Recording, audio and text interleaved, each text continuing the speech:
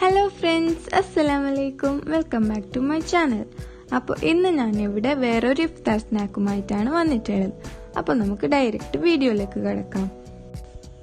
ഈ സ്നാക്ക് ഉണ്ടാക്കാനായിട്ട് നമുക്ക് വേണ്ടത് എന്തൊക്കെയാണെന്ന് നോക്കാം. 3 മുട്ട വേവിച്ചെടുത്തത്, കറി ലീവ്സ്, പച്ചമുളക്, ജിഞ്ചർ ഗാർലിക് പേസ്റ്റ്, കുറച്ച് കൊറിയൻഡർ ലീവ്സ്, 3 മുട്ട, pepper powder, Kashmiri chilli, turmeric powder, magic masala, ഉപ്പ്, പിന്നെ 1 കപ്പ് ഉള്ളി, പിന്നെ ബ്രെഡ്. ഇനി നമുക്ക് നമ്മുടെ പഫ് പോള എങ്ങനെ ഉണ്ടാക്കാൻ നോക്കാം.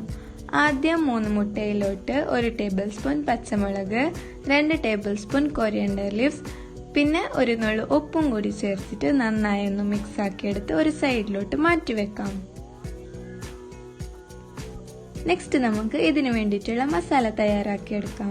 അതിനു വേണ്ടി ഒരു പാനിലോട്ട് കുറച്ച് ഓയിൽ ഒഴിച്ചെടുക്കണം.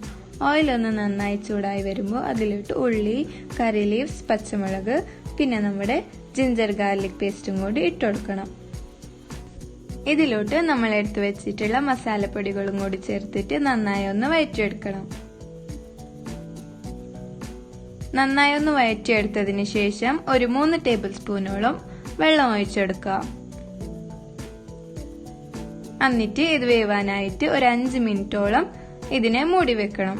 മസാല ഇവിടെ റെഡി ആയിട്ടുണ്ട്. നമുക്കിനി പഫ് പോള സെറ്റാക്കി എടുക്കാം. അതിനുവേണ്ടി മുട്ട ചെറുതായി പീസാക്കി വെച്ചിട്ടുണ്ട്. പിന്നെ ബ്രെഡിന്റെ സൈഡൊക്കെ മുറിച്ച് മാറ്റിയിട്ടുണ്ട്.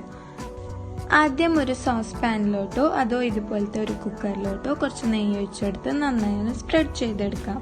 അതിനുശേഷം നമ്മുടെ ബ്രെഡിനെ നമ്മൾ നേരത്തെ ഉണ്ടാക്കി വെച്ചിട്ടുള്ള മുട്ടയുടെ മിക്സിലേക്ക് ഒന്ന് ഡിപ്പ് ചെയ്തിട്ട് ഇതുപോലെ താഴത്തെ ലെയർ ഒന്ന് ഉണ്ടാക്കിയെടുക്കാം.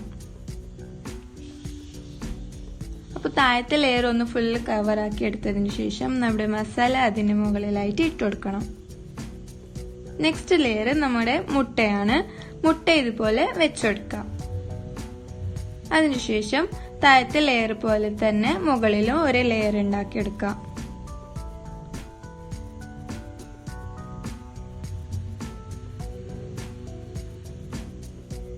ഇനി നമുക്കിതിനെ വേവിച്ചെടുക്കാം.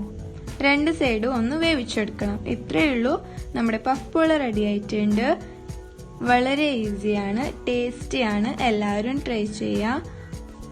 നിങ്ങളുടെ ഫീഡ്ബാക്ക് തീർച്ചയായും കമന്റിലൂടെ അറിയിക്കുക. അപ്പോൾ മറക്കല്ലേ, please like, share and subscribe.